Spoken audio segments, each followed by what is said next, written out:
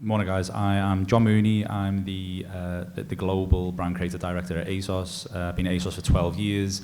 My responsibilities pretty much are for our in-house kind of creative agency, so looking after all things creative design, styling, brand strategy, brand management, marketing operations, so the kind of the functionality and kind of the effectiveness of how we get kind of projects and work out the door, the social teams, kind of the written kind of content, pretty much all the creative kind of touch points at ASOS. 12 years in, my background is from fashion. I'm a fashion designer, and that's where I kind of crafted my skills at the Royal College, and I was at McQueen, and I was that kind of top man, and now ASOS. That's me in a nutshell. Thank you. I'm Edward Gregory. I'm Senior Partnerships Manager at Fnatic. I've been here sort of just over two and a half years, working across all our partnerships, focusing mainly on the non-endemics, BMW, and purpose of this one, ASOS and Gucci, of course. But looking after all our partnerships and making sure we bring them to life across all our various channels. Hello, good morning, everyone. My name is Alex Roma. I'm the Chief Executive of We Are Nations. For those of you who don't know, we're one of the oldest and largest endemic apparel manufacturers and retailers in esports. We're a US company with a European base, Mexican base, and soon to be a Brazilian base. We partner with many of the top esports teams, manufacturing and also distributing their product through online retail, through major bricks and mortar retail around the world, and thank God, at tournaments are back in play as well. Stockholm being the first of what I hope is many. Great, thank you very much. And I'm going to start this off by directing a question at you, Ed, who is the esports team side of this. I think when we're looking at gaming and esports, gaming is different to esports. There's 2.7 billion gamers globally. There's around 1.2 billion people that watch gaming video content on Twitch and YouTube and Douyu in China. Esports is the smallest segment. So Ed, as from the esports perspective, why should fashion brands start looking at esports? We might be the smallest, but I think I want to say an easy answer, and it's because esports drives true passion and loyalty. So, people watching, you say there's 2.7 people gaming, they're playing, everything from Candy Crush all the way through to the people who are playing League of Legends, but they're playing it for, the social aspects, whether it's taking up time when they're on the tube, things like that. Whereas people follow teams and creators, and teams obviously often have creators on their books, but they follow them there's an actual passion that it drives out of them.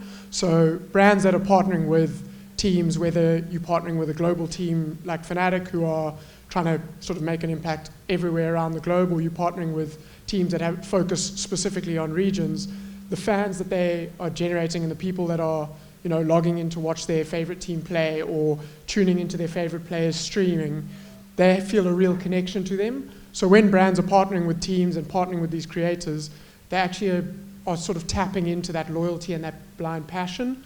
And if you get it right, and you're not always going to get it right, and that's hopefully what people like ourselves do, people like agencies are trying to step in there to make sure you are getting it right, but you can really generate a real sort of loyalty then to the brand, where the people say, my favorite creator is wearing that brand, I want to be wearing that brand. So I think the difference between the general gaming audience is that's more social and interacting with their friends and their family, whatever it is, whereas the passion you can drive out of an esports team is what gets real investment. That's a good answer. Well done, Ed. So in terms of the brands now, we've got ASOS and We Are Nations here. There's ASOS has now partnered with Fnatic, and I think we've all seen that. And We Are Nations has been in the gaming industry for a very long time now. So we've got someone new and then someone who's been in the industry for a while. There's many different esports teams. I think there's over 5,000. Sorry about that, you can hear me now. There's 5,000 esports teams out there, big ones. Anyway, why was it Fnatic that ASOS was interested in partnering with? I mean, I think you're totally right. I mean, kind of from an ASOS perspective, we could have gone to many kind of places. At ASOS, we are very much, as a lot of brands are these days, very purpose-led organizations and kind of businesses, and I think that you always want to find a similar organization, a similar kind of partnership where that kind of then the same values kind of lie.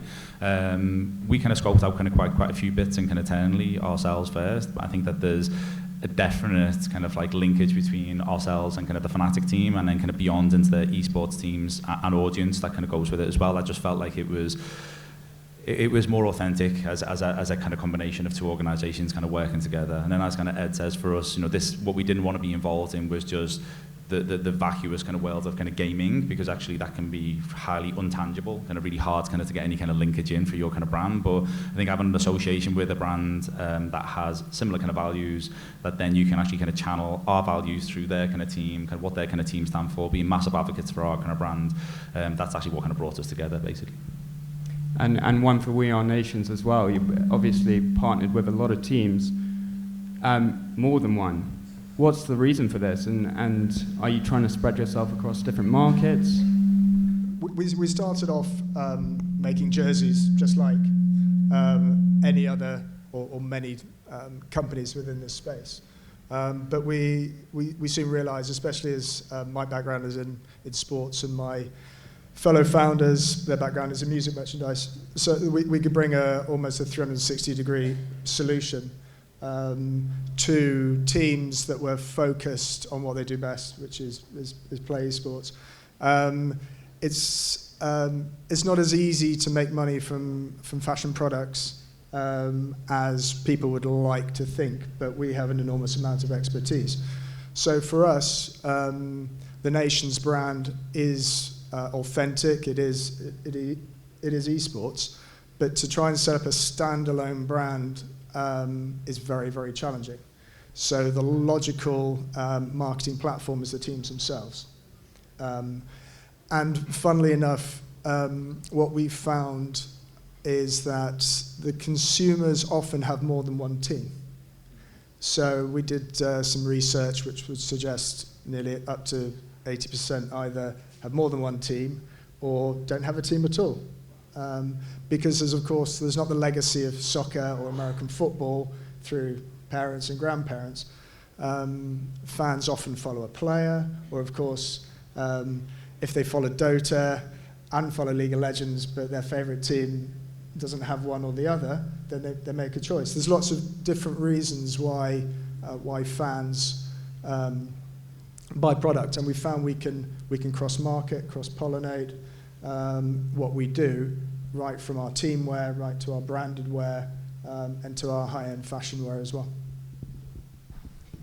And what about tournaments then? Did you ever consider doing any work with tournaments at all? Because esports, it's not just about teams, it's about players, it's about tournaments as well. Were there any opportunities there? Yeah, we've just done.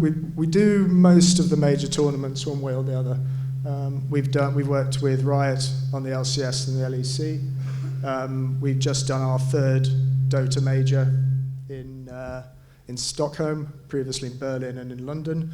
And that's where We Are Nations, the 360-degree model comes in, because there's a lot of teams, and we've worked with Fnatic before. A lot of the teams are now partnering with fashion brands and with the Adidases and the Pumas and the Nikes of the world, but those companies are not set up to distribute for gaming and esports. So we actually act as a distributor as well. So we have relationships, even if we're not necessarily manufacturing directly, we distribute. We distribute into retail, we distribute on wearenations.com, because we see ourselves as the community hub. If you are a die-in-the-wall Fnatic supporter, you will go and buy something from Fnatic's site. But if you're not committed and want to have a look, you may come in to wearenations.com, and eventually we'll probably pass you on to Fnatic. And that's the way we see our role in the funnel. Bring people in who haven't actually decided what to do or who to pick, and then eventually the teams will benefit either way. So we're targeting a slightly different segment. But tournaments, we facilitate sales not only of event product, but also team product as well. And we did the Dota. We did TI. Unfortunately, 3 days before the event, they decided to not to have spectators. So I had trucks doing U-turns in Hungary and Romania. And in fact, it was the first major that was complete. Effectively, the event was online from a retail perspective, which was very interesting from a data perspective, and we did very, very, very well. So what's the main difference between a tournament and a team partnership? What are the advantages? What are the disadvantages? Tournament partnerships, we obviously were able to sell what euphemistically called "I was there" product. Right. So it's no different between that and a music gig. If you look at wearenations.com, you will see the major 2021 product actually on there. So it's very simple event merchandise product. And then we will offer team merchandise. And then sometimes, with Dota especially, we offered a lot of broader licensed publishing product. So actually we hit 3 buckets. We hit the team, we hit the event itself, and we hit the game. And consumers will buy right across the board. This community spends very heavily. Their per head spend, whether online or at an event, is very high. Do you get obviously a lot of inquiries coming to you from the fashion brands in particular, and congratulations with ASOS obviously and Gucci in the past. What are the main questions that you get asked from these brands that might not necessarily know much about the industry, and how do you help them along the way? Well, I think the first question we always get asked is our demographics, because it's, whether you ASOS, whether you Gucci, whether you BMW, whatever it is, you've got certain target markets you're looking to reach, and you want to make sure that those are the people that are, one, either already purchasing or something you're going to be targeting.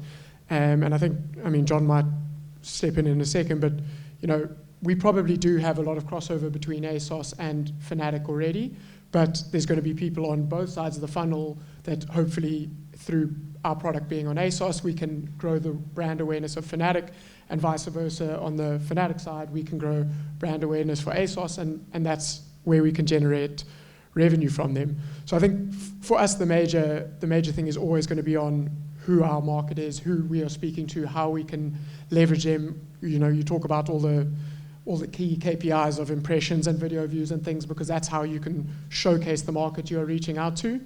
In terms of education, that is often how we see ourselves. We have a lot of conversations, I'd say, as Fnatic, which are people coming into us and saying, we would like to sponsor esports, but they actually have no idea what they want to do. And there's a process of education where hopefully by now we've got to a point where we can shorten that process. I think, we were talking to BMW for I think it was close on 2 years, from the first initial conversation to when we officially signed the deal, whereas that process was a lot shorter with ASOS. I think ASOS are a lot closer to the market, so it's a lot easier and shorter education process.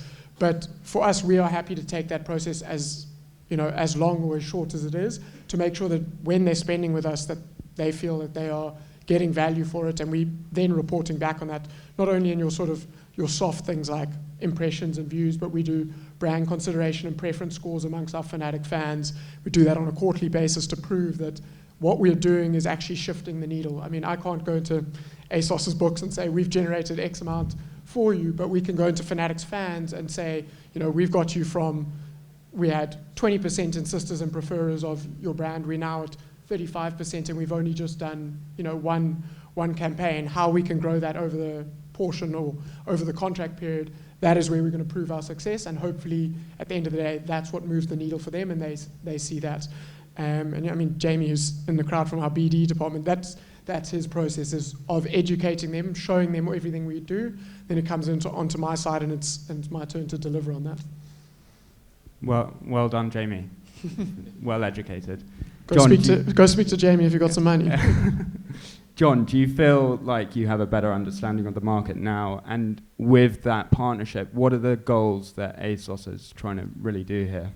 Yeah, I mean, for us, I think we definitely didn't kind of go into this kind of relationship kind of blind. I think that there's definitely brands that will be out there that want to approach this almost because it's cool via association. They're almost like they exist in a very different kind of part of the market. They attract a very different kind of demographic. For us, you know, we deal with the 20-something kind of customer, so anyone who's from kind of the age of 20 to 29 from a fashion perspective. That's who we're really laser focused on, hitting that kind of that, you know, almost like visual representation at the 24, 25 year kind of role. So for us, that works. That kind of makes kind of a lot of sense. I think that we're in a position where, you know, we didn't go into it blind, as I just said. We knew that there's, you know, a massive audience, a massive kind of community there, you know, a community that I think that maybe 20, 30 years ago were deemed as almost like a very uncool audience that actually didn't know how to dress very well. And I think that, you know, the world has obviously kind of changed very, very kind of much. And I think that we just know that all kids, cool kids, every kind of kid will kind of play games because it's actually just part of the world. And as we've been discussing before, whether it be Roblox right the way through the League of Legends, it's the dwell time, it's the community, it's the advocacy that kind of the esports teams have with that kind of community, how they can sell that messaging and sell ASOS to that community as well. So, you know, I'm not gonna sit here and say we haven't embarked on this kind of relationship because it makes marketing sense. There is a massive audience with a lot of dwell time in these kind of games, and I think that whether it be streaming on Twitch, commenting on kind of Twitter, playing the games and kind of the kind of community they kind of build, I think that it is, you know, it makes a lot of kind of marketing sense for us kind of to be involved in the space. The same way that it makes sense for us to kind of to be, you know, very, very kind of visible on Instagram or kind of TikTok. Having the esports relationship is just kind of part of that kind of that universe and that environment at this moment in time. I've had a few brands talk to me about the team partnerships, and they find that obviously a lot of these esports teams have content creators now and pro players, and they're both quite different in terms of activations and what they can and can't do. How do you deal with the difference? So if a fashion brand wants to do a collaboration with pro players, it's going to be very different to content creators, isn't it, Ed? You know, when we get a brand coming in, and like I said, we want to hear their story first in terms of what they're looking to achieve. Some will come in, you know, whether they've got an agency advising them, and they'll come into us and say, you know, this is what we want to do. We want to be in League of Legends. That's it. And we have a lot of brands who do come in and say, we only want to speak to your League of Legends team. The same as we might have brands who come in without agencies, sometimes even with agencies, because there's not a lot of big agencies, because big agencies are representing big brands, and not a lot of those big agencies have fully understand esports yet, and they're trying to educate themselves, and they are bringing in people, and they're improving all the time, but they don't all have a massive knowledge of esports. So they'll know that esports is where they've got to be, and they'll come and talk to us, but then they will allow us to basically advise them on that. And I think that is key, is if a brand doesn't understand the space, is to trust the esports teams, the events, the publishers, whatever it is, because the people inside those organizations really know their community. So if you can tell them, and you, let's say, you ASOS, and you know your brand through and through, and we had this with them where they gave us their brand vision, this is what we stand for, this is our key markets, this is what we want to achieve, but then said to us, you know, what do we do? We can then go and advise, you know, all the specialists we've got in terms of our creative teams, our studios teams, our pro gaming, we can actually go out and say, well, if we want to hit this market for them and we want to hit these KPIs, this is the marketing mix, for lack of a better word, the marketing mix within Fnatic. We're going to use these creators, we're going to use these teams, we might bring in extra creators, we might build up different content series, because we know that's what our community is going to appreciate, and it's what they're going to, you know, spend a lot of time watching, because you can create a video that we think is amazing, someone might think is amazing, but if the audience doesn't and your community is not going to watch it, it's going to be a waste of money. So we really do like it when they trust us, or if you're working with agencies that do understand esports. But I think the biggest difference between a pro player and a creator is a creator is there to basically speak to his audience. That is his bread and butter. He's on screen every day, engaging with his audience, and that's where they, you know, generate partnerships, they get their viewership and things. Whereas a pro player's ultimate job is to win esports tournaments. We, as organizations, you pay them a salary so that ultimately you're going to win esports tournaments, or you hope you're going to win esports tournaments. So getting access to them, getting them involved in activations is, you've got to play around their 8 hours, they're training every day, they get a certain amount of off days, you're dealing with team dynamics where things might not be going well. So it's not always easy to get pro players into campaigns, spend a whole day shooting with them to create an incredible content piece. Whereas with a creator, they can find the space. They can say, well, I stream every day from 8 p.m. till 12 p.m., but for the rest of the day, you've got me. Let's go and create something incredible. Or I can go and take them on a 3-day trip, and as long as they've got access to a webcam and everything else, they can stream from wherever they are and possibly create extra value for the campaign. So I think creators, there's a lot more freedom of what you can do as opposed to a pro player. But on the flip side, there's creators who are obviously individuals, but there's creators that fall within teams, and we have certain rights to them, but we're not going to have complete control of them like we do with an esports pro, because you're paying a big salary, you have a lot of sort of access to their rights. Whereas creators, we've got to give them the freedom to partner with other brands and things like that. So we do hope that brands come to us and we can get them on board with the creator, lock that category down or that product down. But there's also the opportunity that creators sometimes do their own things because we don't have full control of their contracts. And this is actually one to Alex, because I was just been thinking, the esports audience, are they just interested in hoodies? Hoodies and T-shirts and jerseys, actually. It's not so much the product; it's about the design and what it means to them, and that's the biggest involvement over the last, I'd say, 6 to 8 months. So it was. If you asked me 2 or 3 years ago, I'd said it was 70% jerseys. Now they're engaging with content creators. We just worked with Complexity to launch Tim the Tapman. Complexity took Tim the Tapman, they designed some products, and we're the route to market. We work with teams on drops, we work with teams on collaboration drops. So it's really as much about the design and the emotional involvement between the fan and what we're offering them, and it does vary. It's not linear. They may even say I'm a Fnatic supporter, or they may say I'm a Rogue supporter and buy a Fnatic top because they go, actually I like the top. They're not particularly loyal, but if you've got well-designed product and it speaks to them, then you'll make sales. And the interesting thing is they don't really pay much attention to price. If it talks to them, they'll buy it. Which, you have to keep on understanding what the latest trend is, what the latest design is. But in answer to your question, it's hoodies, tees, and jerseys all day long, which helps. The bread and butter. Okay, so in terms of the price point then, because we've seen Louis Vuitton get involved with League of Legends and Gucci get involved with Fnatic and 100 Thieves, and those price points are quite high. How important is it to be authentic to the community? And this one I'm going to put to Ed, but then I want to hear what John says on this too.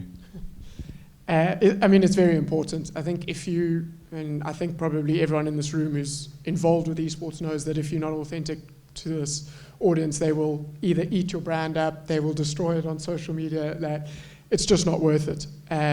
So you really do have to be authentic and understand it. And I think it's when we were partnering with Gucci on the watch, we sort of spoke about a whole bunch of things about what we could do, and we specifically chose the dive watch because of diving in League of Legends, and used our League of Legends team for that reason, tried to build up as many authentic sort of links as we could, because if we just came out and branded something and it was horrendous and there was no clear link in the story and why we were doing it, it wouldn't have done well.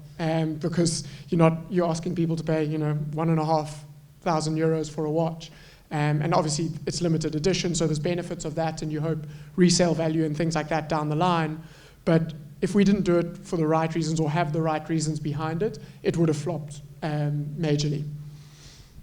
And ASOS is obviously new to the industry, but very much known by the audience. How, it's great to be authentic, but then the brand also has to be true to its own values. So how do you ride that line? How are you going to ride that line with Fnatic? Well, I mean, for us, as a, in contrast to conversations like kind of Gucci and Louis Vuitton, we are not Gucci and Louis Vuitton. For us, we are mass market, we're mid-tier. I think that our price points are wholly accessible to kind of to the younger generation. I think that even kind of the dull and boring stuff, but that's kind of really important by providing things like Klarna, ClearPay, Afterpay, all these other kind of payment options, which in many other circumstances you could say, is that ethically right? Are you basically allowing people to buy products who basically can't afford to buy the product? But in many circumstances, kind of the actual kind of like payment proposition and payment partners kind of like are driving the agenda these days. So for us, it's always going to be important to actually make sure that it's accessible to kind of consumer. I think that in contrast to, the market being kind of solely about kind of hoodies and kind of jerseys, I think for us, in the relationship with kind of Fnatic, we are a 70% women's wear kind of based organization, 30% menswear. Of course, that's very binary kind of gender, and obviously there's everything in between and unisex, etc. as well. But for us, the agenda isn't that. I'm sure that there will be an inevitability of us kind of selling merch at some point. But for us, the agenda is meant to be for the pro gamers, the creators, they're not necessarily always in the kind of the gaming mindset. The authenticity of ASOS in that relationship is when they're not playing games, what are they doing? And actually when they're going to the pub or when they're going out with their friends to a gig, an event, etc., how can ASOS be part of that kind of space? And if it is the fact that, it's a female kind of creator who's wearing an ASOS embellished kind of dress and she feels fantastic in that dress, and actually ASOS is given a community kind of confidence through the fashion that we kind of sell, kind of to bring themselves to life and to advocate and kind of sell it on their kind of channels, then that's absolutely fantastic. But ASOS used to be a brand that certainly when I started 12 years ago, where we probably had some jackets, some kind of jeans that were going upwards around kind of £600, and we made a concerted effort within the organisation to say, we need to put price architecture, a price ceiling in place. There's some brands or some products that are on our site that actually just don't make any sense. As much as you can make a ton of margin off it, it's actually not what our kind of consumer wants. As much as fast fashion is the dirty word, we're trying to slow things down and we're trying to actually make sure that we do the ethically kind of the right kind of things. But broadly, all day, every day in ASOS, like the algorithm, the sales data is driving what we kind of do next, and it's that middle of the road kind of price points that are kind of working really well for us. And there's always going to be a sweet spot within every kind of category. Again, for me, it's more about whether it be pro gamers, whether it be creators, making sure that their true selves can be represented through ASOS kind of fashion, doing it that way. Sorry, I'm going to interrupt there before you get in, but I think that was the key thing for us. Gucci probably spoke to a very small portion of our market, and there were a very small portion of people who could afford to purchase that watch, whereas ASOS literally does speak to pretty much our entire fan base. It's accessible to everyone because, John was saying before, but it's it's everything from a £5 accessory all the way up to, let's call it a £200 jacket. But that really does speak to our entire market, and I think we saw it probably most visually within Fnatic, because we obviously discussed these things. The first thing we did is we asked at the staff at Fnatic, and we said, is ASOS the sort of brand we want to be associated with? And it was an overwhelming yes. Every single person purchases from ASOS. They're already tapping into our entire company. We then told our creators and our pro players, and the exact same thing came back. Like some of our creators saying, they're my favorite brand, I buy everything from ASOS. And the thing is, if you've got that level of sort of authentic connection with them, that's exactly who's purchasing from your thing already. Now they get to go and advocate it on their stream. Their audiences are exactly the same people who are going to be purchasing from ASOS. So ASOS as a brand and our audience just made so much sense, because it will give access to, so many more people, as opposed to what a Gucci partnership can do. Yeah, I think it's important. When I speak to a lot of brands, I think they say, gamers, and they put this in this one category, whereas actually gamers, they're not just gamers. They're also interested in other things. So just looking at the future of kind of fashion brands and this merge between esports and fashion, what are some of the, I suppose, other opportunities that we're going to be seeing? What are the new brands that are going to be coming into the space? So we've seen Facebook change their name to Meta and the metaverse and all of this stuff. I wonder how teams can help with that in terms of positioning. And I suppose this is a question for all of you. So maybe start with you, John. Yeah, I mean, I think it's a very poignant kind of question at this moment in time, certainly with Meta announcement kind of last week, etc. For us as a brand, and as we were discussing before, you can't. What you don't want to do in this kind of world, whether it be esports, whether it be about 3D rendering of kind of product, where about kind of using 3D renders kind of to shop from, as opposed to a massive inventory of kind of product that sits in your office that you've got to physically photograph on kind of models. That again makes no almost like economical kind of sense in many circumstances, just massive kind of cost associated to shifting product around. And I think that for me, esports and gaming is part of that kind of world, but I think that just as technology and the digital world kind of just surrounds all things that are associated with social media as well, and it's just another place to live, another place for the community to exist, communicate with their kind of friends, live their augmented real life as opposed to the in real life kind of part of themselves.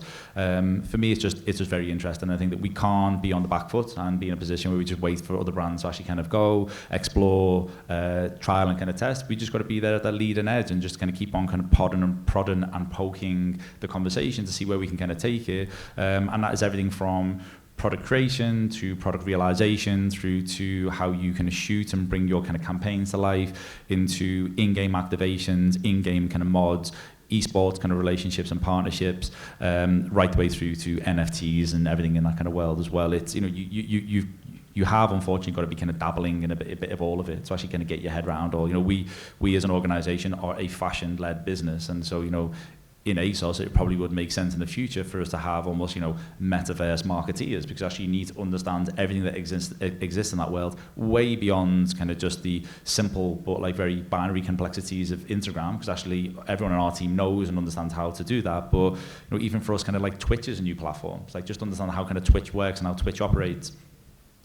What the community through Fnatic's kind of audience and kind of creators, what do they like, what do they not like, how does that kind of shape the kind of the future collections in ASOS for the next kind of 10 years, etc. Are we going to be selling kind of digital product because people just want to buy digital products to actually put in kind of games the same way that kind of Balenciaga, Louis Vuitton, etc. have done as well. So things are kind of changing, and are kind of changing at a kind of a fairly dramatically increasing rate at this moment in time. It's exciting, and I think that we want to be just part of that exciting conversation. Firstly, I think we've done very well to get this far in without saying metaverse, so well done to all of us. And I think it's going to evolve. I was saying earlier when we were chatting, I think it's probably moving faster than we can sort of react to it. And people say the metaverse is the future, and without a doubt it is going to be, but the metaverse is such an all-encompassing word, and I think it sometimes scares people, and almost people get excited and they say metaverse but they don't really understand what it means, or vice versa. You say it and you get worried and sort of look away, but the metaverse could be so many different things, and it's going to mean different things to ASOS, to Nations, to Fnatic, because for us it's everything from creating our digital in-games kits, which we have in Rainbow Six, we're going to have in Halo and a whole bunch of other things. It could be sort of partnership things we do with ASOS in terms of creating AR filters and things like that you could be wearing a Fnatic jersey, but you get to personalize the Fnatic jersey in a digital world, and someone can come up and scan a barcode on your jersey, and it actually creates an AR filter of what you wish you were wearing and things like that, or something you own from it that you bought from ASOS online.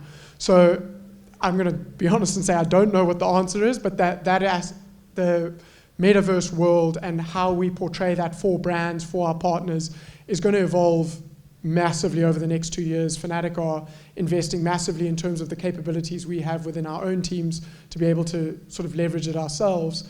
And hopefully, we're getting it right. We were nominated for an Italian Esports Award around an in-game map we did for Lavazza. There really is so much you can do, but I think the world of fashion is definitely going that way. And for a long time, I guess, your in-game skins and things like that have been a reflection of yourself. And you said it earlier, but previously some people felt nervous out in public and things like that and couldn't embrace their true selves, and gaming was a way for them to do that. I think that's shifting. Brands like ASOS, encouraging you to basically, they're giving you all the tools, everything you could possibly think of wanting to wear, but it's now you're allowed to wear it. People are embracing being as unique as they can in their styles, and I think that's brilliant. But people are now going to be able to have basically their style out in the real world and in game. And maybe for ASOS, it's about, you can purchase the product in real life, but you automatically get it in game, so you can have a reflection of yourself, or vice versa. Styles might take off in the game, and then you decide, well, we've got to make that product. So it's a very exciting time, and I think the metaverse as a wide term is definitely going to be exciting for it. What's your thoughts, Alex? I think that it's encouraging and superbly important that the likes of Gucci and Louis Vuitton and ASOS and Adidas and Polo Ralph Lauren come into this market. I think it's clear that a lot of them have marketing objectives of engaging in a younger audience, the future audience. A lot of the luxury brands are moving in that direction. I think the challenge for them is they can't necessarily execute in their traditional space of product. I think that's challenging for them. So the digital space and the engagement is paramount. And then it's really so that it becomes a two-tier or a two-stream delivery, because that's where Nations comes in, because we can play the product part. At our heart is product, and we can deliver the fan wear, the brand wear at different price points to different segments. So we will still happily perform the delivery of the clothes bit, where I think the big brands will use the community to engage with what they perceive as a segment that they're not, through their clothing, traditionally aligned with. All great answers. And I held off talking about the metaverse to the very end there. Still got it in. Thank you so much for joining the panel, and thank you for listening to us. I'm going to end it there. Thank you.